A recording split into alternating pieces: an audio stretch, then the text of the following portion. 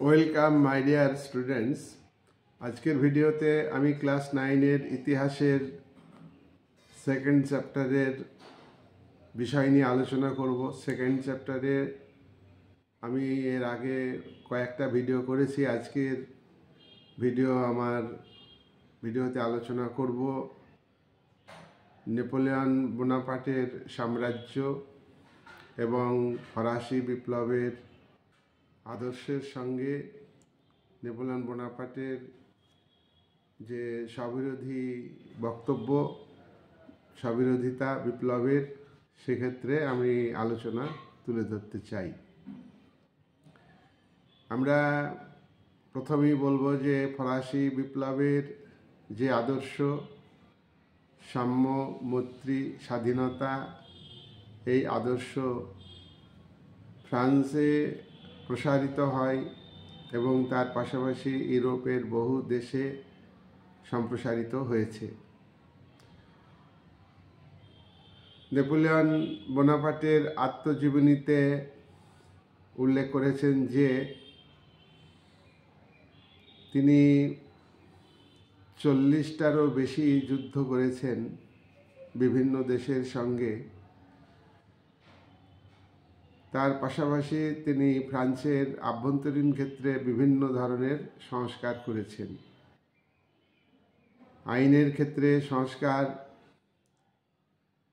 শাসনের ক্ষেত্রে পরিবর্তন, অর্থনৈতিক ক্ষেত্রে পরিবর্তন, ধর্মীয় ক্ষেত্রে পরিবর্তন তিনি তার শাসন ব্যবস্থার মধ্য দিয়ে ঘটিয়েছেন।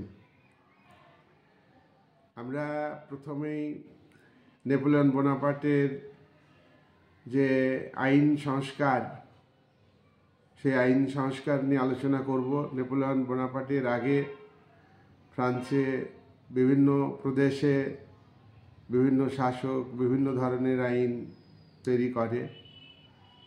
প্রায় 360টি আইন ছিল ফ্রান্সে ফরাসি বিপ্লবের পর থেকে।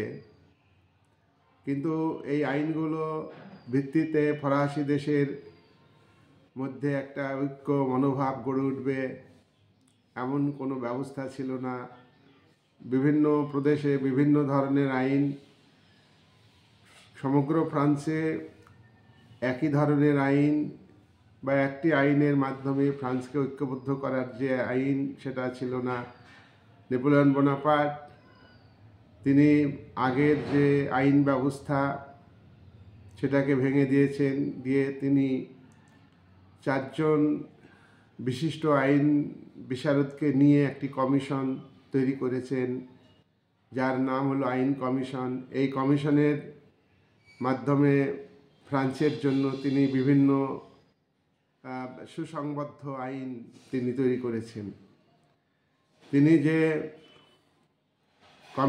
আইন কমিশন তৈরি করেছেন 4জন সদস্যকে নিয়ে, সেই কমিশনের তৈরি আইনগুলির মধ্য দিয়ে বলা হয় বা আইনগুলিতে উল্লেখ ছিল যে আইনের চোখে সবাই সমান, ইকুয়ালিটি বিফোর দি ল, অর্থাৎ ফরাসি জনগণ সবাই আইনের চোখে সবাই সমান হবে, অর্থাৎ আইন সবাইকে সমান চোখে দেখবে, কোনো বৈষম্যমূলক আচরণ ফরাসি দেশের আইন করবে না।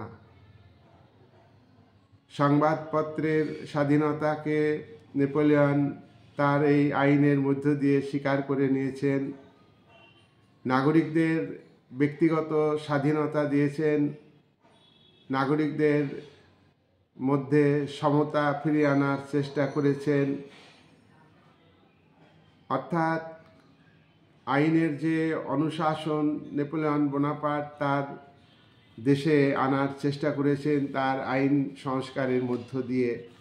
তার এই আইন সংস্কারকে বলা হয় আইন সংহিতা।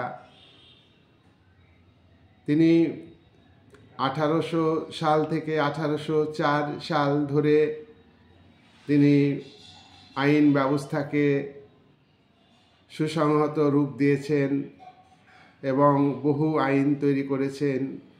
এই আইনগুলির সমষ্টি প্রকাশিত হয় 1807 সালে এবং এই আইনকে বলা হয় নেপোলিয়ন কোড।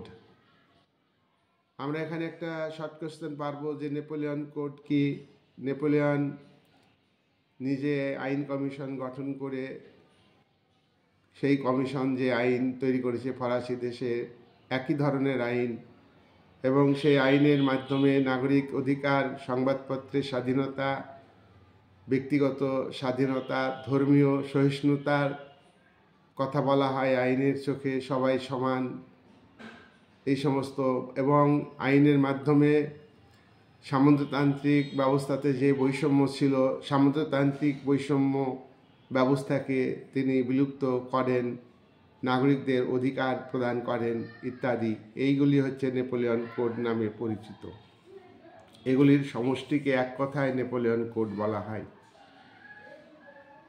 নেপোলিয়ন বোনাপার্ট যে নেপোলিয়ন কোড রচনা করেন এবং তৈরি করেন এবং প্রয়োগ করেন, এই নেপোলিয়ন কোডের অর্থাৎ নেপোলিয়ন আইন সংহিতার কতগুলি ত্রুটি ছিল। 1 নম্বর ত্রুটি হলো নেপোলিয়ন তার আইন তৈরির মধ্য দিয়ে ফ্রান্সে পুরাতন তন্ত্রকে ফিরিয়ে আনার চেষ্টা করেন। তাহলে পুরাতন তন্ত্রকে ফিরিয়ে আনার চেষ্টা করা হয় আইনের মাধ্যমে, তাহলে এই আইনগুলি ছিল রক্ষণশীল, এই আইনগুলি ছিল প্রগতিশীলতার বিরোধী। নাম্বার 2, নেপোলিয়ন যে কোড নেপোলিয়ন চালু করেছেন, আইন তৈরি করেছেন, তাতে নারীদের স্বাধীনতা ছিল না, নারীরা বঞ্চিত ছিল, নারীদের অধিকার, সমান অধিকার, পুরুষের সমান অধিকার ছিল না, নারীদের পুরুষের অধীনে রাখা হয়, পুরুষের কর্তৃত্ব নারীর উপরে স্থাপনের ব্যবস্থা করেন। আর সম্পত্তির উপর নারীদের কোনো অধিকার স্বীকার করা হয়নি।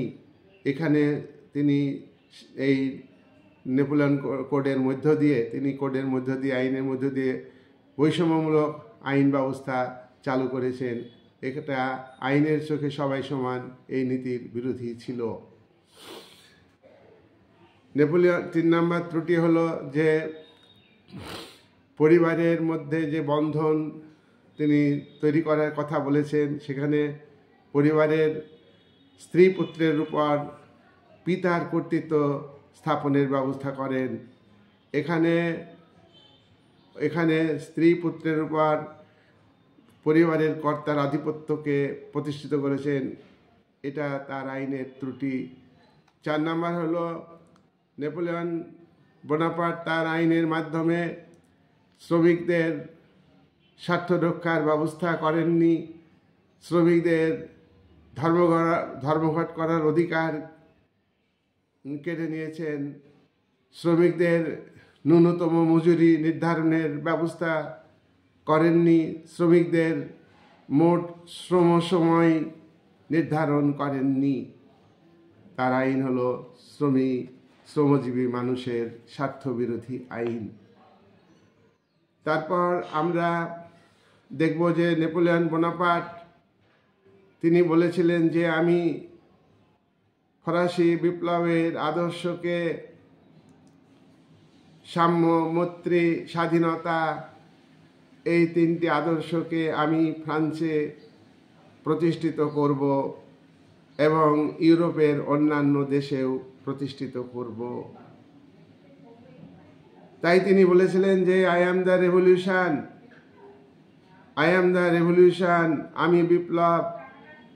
এই বক্তব্যের মধ্য দিয়ে বোঝা যায় যে নেপোলিয়ন ফরাসি বিপ্লবের যে আদর্শ, সাম্য, মৈত্রী, স্বাধীনতা, এই 3টি ফরাসি দেশের মানুষকে দিতে চান, এবং যেসব দেশে তিনি সাম্রাজ্য বিস্তার করেছেন যুদ্ধের মধ্য দিয়ে, সেই সব দেশের মানুষকে সাম্যের অধিকার, স্বাধীনতার অধিকার এবং মৈত্রীর যে সম্পর্কের বিষয়, সেটাকে দিতে চান। কিন্তু নেপোলিয়নের অন্যদিকে তিনি বক্তব্য রেখেছেন যে আমি সম্পূর্ণভাবে ফরাসি জনগণের পক্ষে, আমি যা করব ফরাসি জনগণের স্বার্থে করব, তার এই দৃষ্টিভঙ্গি থেকে বোঝা যায় যে তিনি একনায়কতন্ত্রকে গ্রহণ করেছেন, তিনি গণতন্ত্রকে গ্রহণ করেননি। তার ফ্রান্সের জনগণের জন্য তিনি ভাববেন, সেই হিসাবে তিনি বলেছেন জনগণের কথা ভাবতে গেলে, জনগণের জন্য কিছু করতে গেলে জনগণের কথা শুনলে হবে না, নিজের মতো করে শাসন চালাতে হবে। তাই তিনি বিপ্লবের আদর্শের উপর আঘাত করেছেন। তার বক্তব্যের মধ্য দিয়ে, তার ভূমিকার মধ্য দিয়ে স্ববিরোধিতা আমরা স্পষ্টভাবে লক্ষ্য করি। তাই আমরা দেখব নেপোলিয়ন বোনাপার্ট সাম্য, মৈত্রী এবং স্বাধীনতা, ইকুয়ালিটি, ফ্র্যাটার্নিটি এবং লিবার্টি বা ফ্রিডম, এই তিনটি কোনোটাকেই দেননি। তিনি বলেছেন ফরাসি বিপ্লবে নেতৃত্ব দিয়েছে ধনিক বণিক শ্রেণী, তারা নিজেদের স্বার্থে বিপ্লব করেছে। তাই তারা যে আদর্শের কথা বলেছে, সাম্য, মৈত্রী, স্বাধীনতা, গণতন্ত্র, সেগুলিকে দেওয়া সম্ভব নয়। তাই নেপোলিয়ন যখন 1799 সালে প্রথম কনসাল হিসাবে, শাসক হিসাবে নিযুক্ত হন, ব্যাপক ক্ষমতা ফ্রান্সের দখল করেন, অর্জন করেন এবং ফ্রান্সে যে সংবিধান সভা, জাতীয় সভা, সেই সভা এবং কনসুলেট শাসনের মধ্য দিয়ে তিনি কনসুলেট সংবিধানকে সংশোধন করে সমস্ত ক্ষমতা নিজের হাতে কেন্দ্রীভূত করেন। এরই মধ্য দিয়ে তিনি গণতন্ত্রের ছদ্মবেশে একনায়কতন্ত্র প্রতিষ্ঠিত করেন। তিনি গণতন্ত্রের ছদ্মবেশে একনায়কতন্ত্র প্রতিষ্ঠিত করেন। আমরা জানি একনায়কতন্ত্রে রাষ্ট্রকে সর্বশক্তিমান প্রতিষ্ঠানে পরিণত করা হয়। একনায়কতন্ত্রে রাষ্ট্রের চূড়ান্ত ক্ষমতা পরিচালনা করেন একজন ব্যক্তি। সেখানে কোনো ব্যক্তিগত স্বাধীনতা থাকে না, সেখানে কোনো সংবাদপত্রের স্বাধীনতা থাকে না, সেখানে কোনো মিছিল করার অধিকার জনগণের থাকে না, সেখানে কোনো প্রতিবাদ করার অধিকার জনগণের থাকে না।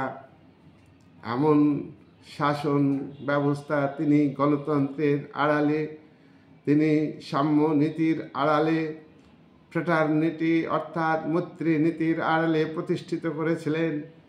তার যে শাসন, সেই শাসনের বৈশিষ্ট্য আমরা প্রকৃতপক্ষে দেখতে পাই। তিনি ফ্রান্সের নাগরিকদের তার কোডের মধ্য দিয়ে, তার আইন ব্যবস্থার মধ্য দিয়ে বলেছিলেন আইনের চোখে সবাই সমান। তিনি আইনের চোখে সবাই সমান মানুষের এই অধিকারকে তিনি কেড়ে নিয়েছিলেন। নাগরিকদের যে ব্যক্তি স্বাধীনতা দানের কথা বলেছিলেন, সেই ব্যক্তিগত স্বাধীনতা তার একনায়কত্বে তিনি কেড়ে নিয়েছিলেন। তিনি সংবাদপত্রের স্বাধীনতা দিয়েছিলেন কোড নেপোলিয়নের মধ্য দিয়ে, আইন সংহিতার মধ্য দিয়ে, কিন্তু সেই সংবাদপত্রের স্বাধীনতা তিনি কেড়ে নিলেন। তিনি আইনসভার, জাতীয় সভার হাতে যে ক্ষমতা ছিল, সেই ক্ষমতা তিনি কেড়ে নিয়েছেন। নিজের একনায়কত্ব প্রতিষ্ঠিত করেছেন। তিনি পুরাতন তন্ত্রকেও ধ্বংস করলেও তিনি স্বৈরতন্ত্রকে কায়েম করেছিলেন। পাবলিক ওপিনিয়ন, ফরাসি জনগণের মতামতকে তিনি গুরুত্ব দেননি। এ কথা বলা হয় যে তার আইন ব্যবস্থা ফরাসি সমাজের বাইবেল। লেফেভার, ঐতিহাসিক লেফেভার বলেছিলেন যে নেপোলিয়নের আইন সংহিতা হলো ফরাসি সমাজের বাইবেল। কিন্তু তার এই বক্তব্য ফরাসি জনগণের প্রতি তিনি যে ডিক্টেটরশিপ কায়েম করেছেন জনগণের উপর, তার মধ্য দিয়ে স্পষ্ট হয় না। এখানে আমরা দেখছি নেতিবাচক ভূমিকা পালন করেছে তার আইনগুলি। আইনের এমনি ত্রুটি ছিল, তারপর আইন প্রয়োগের ক্ষেত্রে তিনি ডিক্টেটরশিপের মধ্য দিয়ে ফ্রান্সের জনগণের অধিকার, স্বাধীনতা, সমস্ত কিছু, ব্যক্তিগত স্বাধীনতা, ব্যক্তিগত অধিকার, বাক স্বাধীনতা কেড়ে নিয়েছিলেন। তাই তিনি নিজেই বলেছেন, আই ডেস্ট্রয়েড দি রেভলিউশন, আমি বিপ্লবকে ধ্বংস করেছি।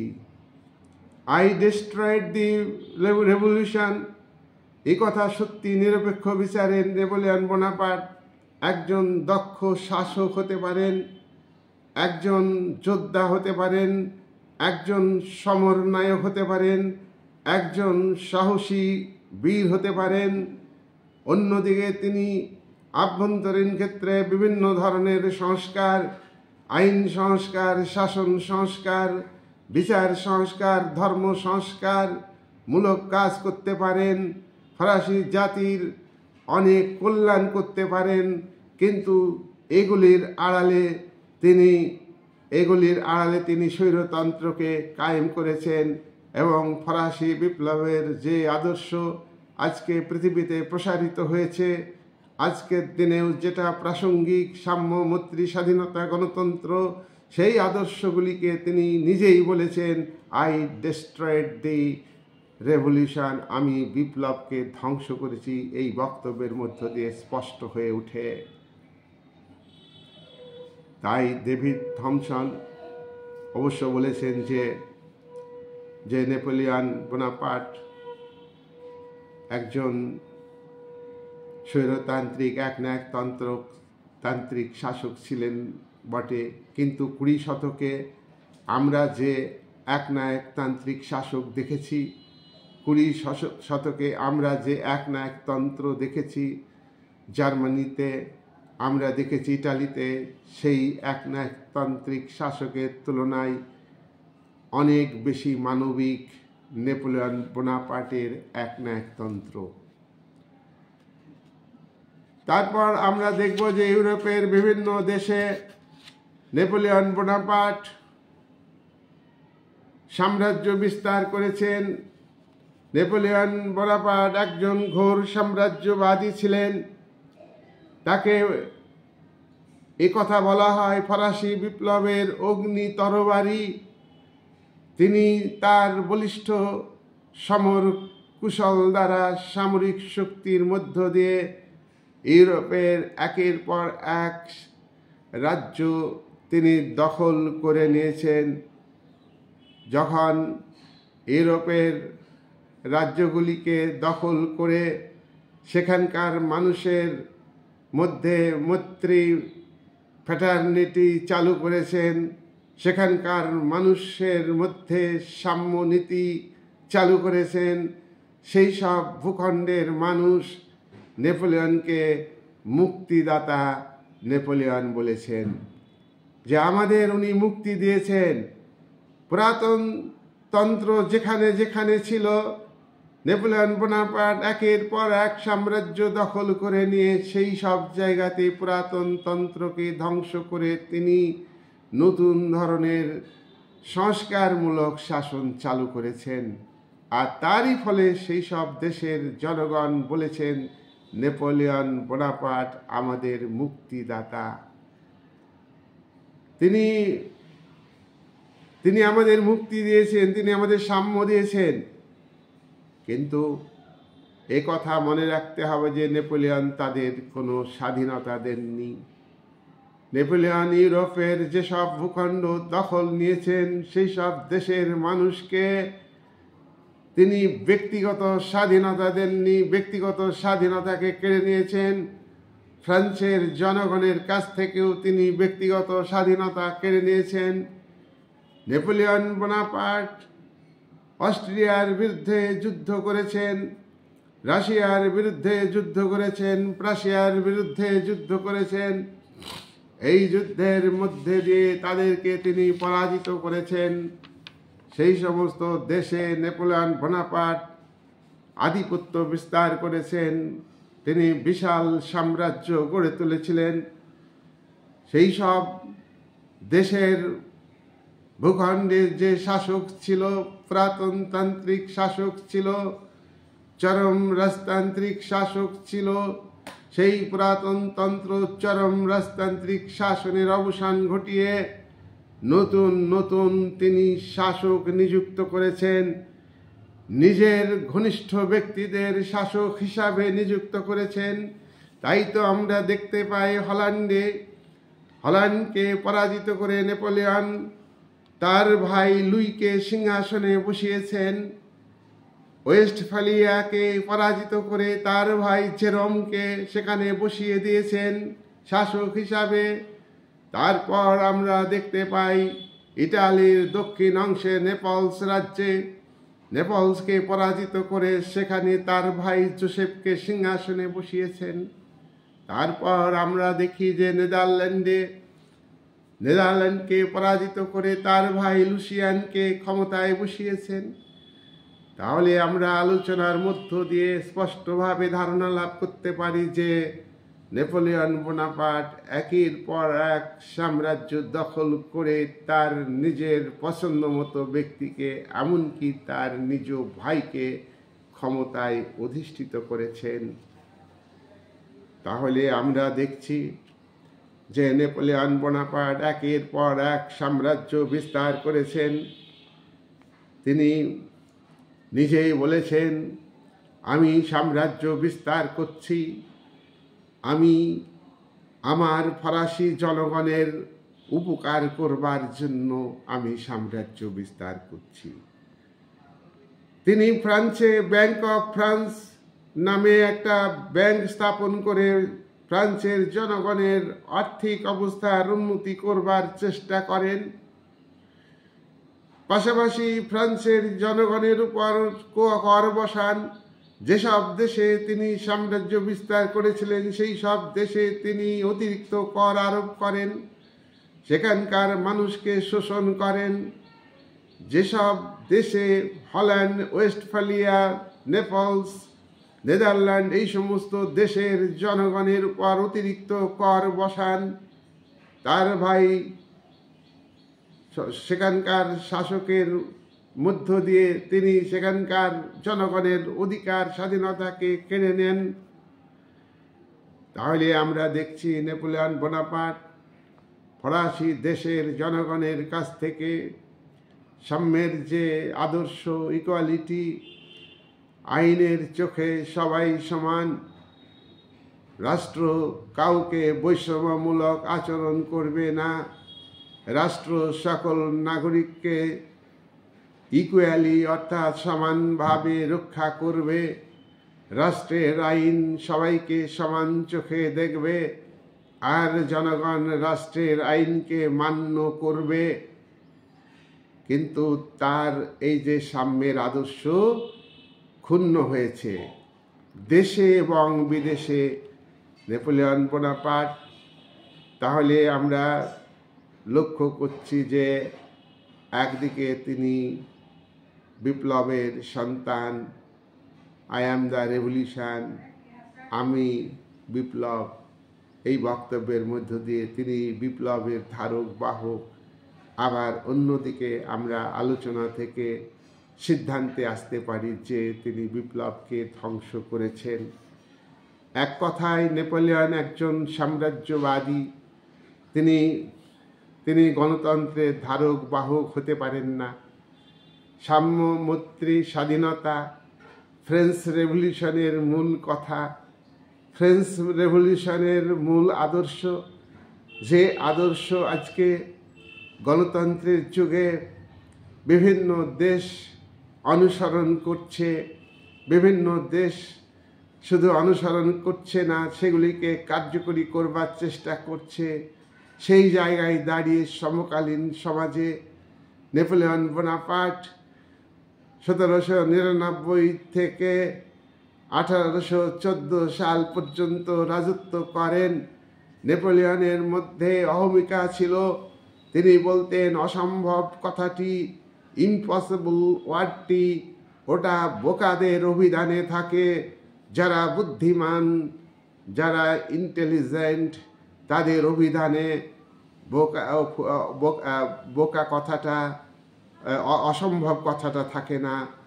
সবই সম্ভব, সবই পসিবল, ইম্পসিবল বলে কিছু হয় না। এই অতিরিক্ত আত্মবিশ্বাস, আকাঙ্ক্ষা, সাম্রাজ্য বিস্তারের আকাঙ্ক্ষা তার পতনের কবর খুঁড়েছে। তাই আমরা পরের ভিডিওতে এগুলো আলোচনা করব। তোমরা দেখবে আমি আলোচনা বিভিন্ন দেশের সঙ্গে তিনি যে যুদ্ধ করেছেন, ট্রাফালগারের যুদ্ধ করেছেন, আমরা নীলনদের যুদ্ধ আগেই বলেছি, ট্রাফালগারের যুদ্ধ করেছে ইংল্যান্ডের বিরুদ্ধে, আবার যুদ্ধ ঘোষণা করেছেন, স্পেনকে আক্রমণ করেছেন, স্পেনের উপর আত্মঘাতী আক্রমণ করেছেন, রুশ অভিযান করেছেন, রাশিয়ার বিরুদ্ধে যুদ্ধ করেছেন। আমরা একাধিক ভিডিওতে তুলে ধরব। আজকের ভিডিওতে আলোচনা আমি এখানেই শেষ করলাম। তোমরা ভালো করে ভিডিও দেখবে, আমার পাশে থাকবে। তোমরা ধারাবাহিকভাবে আমার ভিডিও সম্পূর্ণভাবে যদি শোনো আর বই যদি পড়ো, তোমাদের মনে রাখতে সুবিধা হবে। আমি ওয়ার্ডকে ভেঙে আলোচনা করবার চেষ্টা করি, তোমরা ভিডিও দেখো। আমি আরও বেশি প্রত্যেকটা জিনিস ভালো করে বোঝানোর চেষ্টা করব। আশা করি তোমরা বুঝতে পারবে। এই বলে আজকের আলোচনা আমি এখানেই শেষ করলাম।